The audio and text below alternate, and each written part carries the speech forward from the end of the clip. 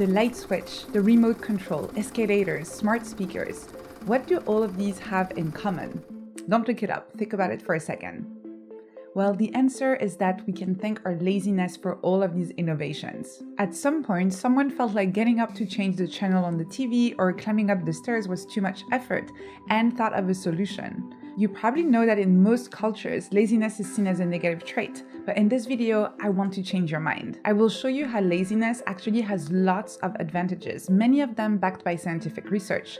And in particular, we'll have a look at 3 of the main benefits of laziness.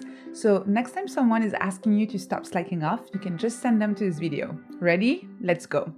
First, what is laziness and why are we lazy in the first place? Being lazy is not a personality trait. Our brain is actually wired for laziness.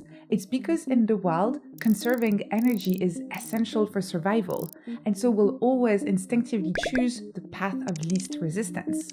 So anytime you consider doing something, your brain runs a cost-benefit analysis, basically asking, is this worth the effort? And whenever we decide to go against that natural tendency, research shows that it requires more brain resources. When we're fighting our laziness, we're basically fighting against our very nature. But the good news is that we may not have to fight our laziness at all. You can actually leverage laziness to be more efficient, more creative, and even to take better care of your mental health. So, number 1, laziness can help you be more efficient. You know how they say that necessity is the mother of invention?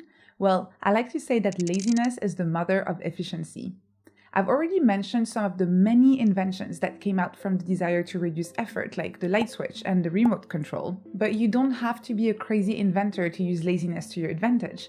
Actually, you've probably already leveraged your laziness many times before at your own scale. Whenever you get bored of sending the same emails and decide to create a little template to automate things and make it less work, that's your laziness helping you be more efficient. When you create weird recipes that can be made in a few minutes or just using your microwave, that's your laziness making you more inventive. That's why if you look at nature, extremely efficient predators have more free time and often appear to be lazier than less efficient predators who are basically busy all the time. The famous American engineer Frank Gilbreth spent a lot of time studying what he considered lazy factory workers and how they were doing their job, because they would often find ways to eliminate unnecessary steps in the manufacturing process. That's why there's a quote that's often attributed to him that goes, "I will always choose a lazy person to do a difficult job because they will find an easy way to do it." Okay, second, not only laziness can make you more efficient, but it can make you more creative. To understand how this works, you need to know that our mind has 2 modes of thinking, the focused mode and the diffuse mode. Those 2 modes of thinking were discovered by Professor Barbara Oakley, who you may know through her wildly popular course Learning How to Learn. So just as a reminder, the focused mode of thinking is when you're trying very hard to solve a problem, studying it, trying different solutions. On the other hand, the diffuse mode of thinking is when you let your mind wander without paying any attention to any specific task. With diffuse thinking, you're not trying to steer the ship.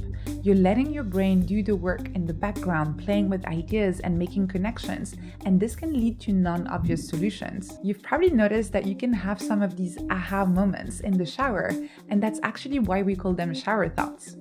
In the shower, you're kind of forced to be lazy. You can't really try to work hard, and as a result, you're giving space to your brain to solve the problem for you. And not only that, but to solve the problem in a way that's more creative than if you try to brute force a solution through focused thinking only. Diffuse thinking still works best in combination with focused thinking. If you want to be your most creative and productive, think of it as maintaining a constant oscillation between the 2 modes, the diffuse lazy mode and the focused hardworking mode, and oscillating from one to the other, diffuse, focused, just like a pendulum. Okay, so laziness is good for efficiency and for creativity. But did you know that it was also good for your mental health? Laziness is actually a helpful source of information. When you feel lazy, your brain and your body are trying to communicate through those signals. Is it because you're tired or hungry? Is it because the task is boring or repetitive?